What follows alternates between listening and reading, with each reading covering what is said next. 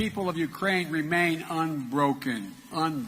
U.S. President Joe Biden on Wednesday ended this week's NATO summit in Lithuania with a vow of unwavering support for Ukraine and a promise of the military alliance's unity in the face of Russian President Vladimir Putin's aggression. When Putin and his craven lust for land and power unleashed his brutal war on Ukraine, he was betting NATO would break apart. We will not waver. We will not waver. I mean that. Our commitment to Ukraine will not weaken. We will stand for liberty and freedom today, tomorrow, and for as long as it takes. Ukrainian President Volodymyr Zelenskiy joined leaders of the world's most powerful military bloc. Ahead of meetings Wednesday, he'd argued emphatically his nation needed membership in the alliance. For that, though, he will have to wait.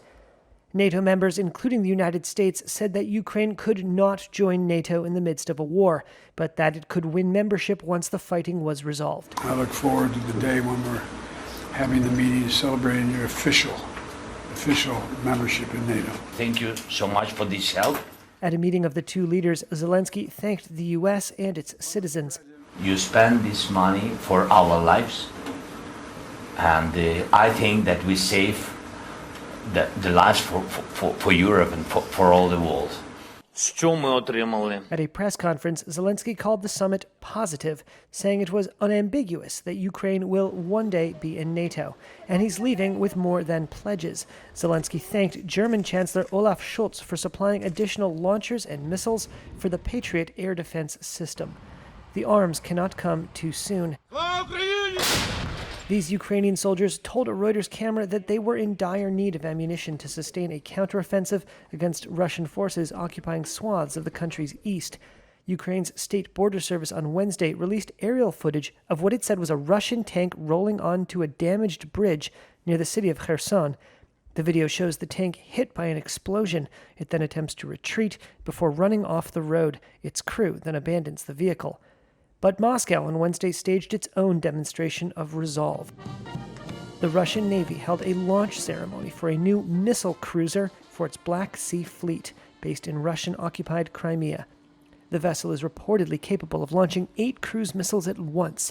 Ukraine has repeatedly accused Russia of targeting civilians and infrastructure with long-range missile strikes.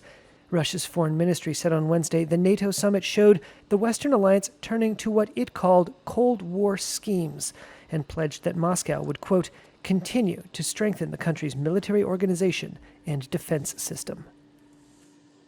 I look forward to the day when we're having the meeting celebrating your official membership in NATO.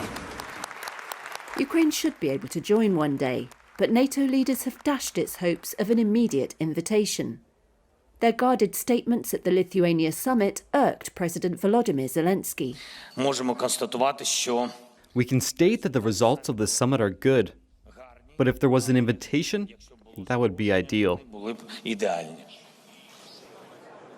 But there were some tangible wins. So what were they? NATO removed one hurdle for Kyiv on its path to membership. Ukraine won't need to fulfill what is called a membership action plan. From now on, NATO and Ukraine will meet in the Council to discuss and decide as equals.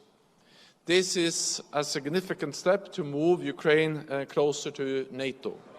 And a new NATO-Ukraine Council sat for the first time, a format that should tighten cooperation between Kyiv and the alliance. Kyiv also won security assurances. We're going to help Ukraine build a strong, capable defense across land, air, and sea. A declaration by G7 leaders at the NATO summit launched a framework for bilateral negotiations to provide military and financial support, intelligence sharing, and a promise of immediate steps if Russia should attack again. And as expected, there were pledges of more direct military aid. But the most urgent task now is to ensure enough weapons to Ukraine, to President Zelenskyy and his armed forces. L'Ukraine de défendre son territoire. France will join Britain in supplying Ukraine with long-range cruise missiles, which can travel 155 miles and strike deep behind Russian front lines. Britain promised support including more than 70 combat and logistic vehicles and thousands of rounds of ammunition for Challenger 2 tanks. It'll also launch a project through NATO to establish a medical rehabilitation centre for Ukrainian soldiers. About F-16, it's also to me, you addressed to me a question, or to you? F-16, no, answer please. A coalition of 11 nations will start training Ukrainian pilots to fly F-16 fighter jets in Denmark, with the new training centre to be set up in Romania. Germany has also offered a $770 million military package for Ukraine, including 2 Patriot launchers, infantry fighting vehicles, more battle tanks and ammunition.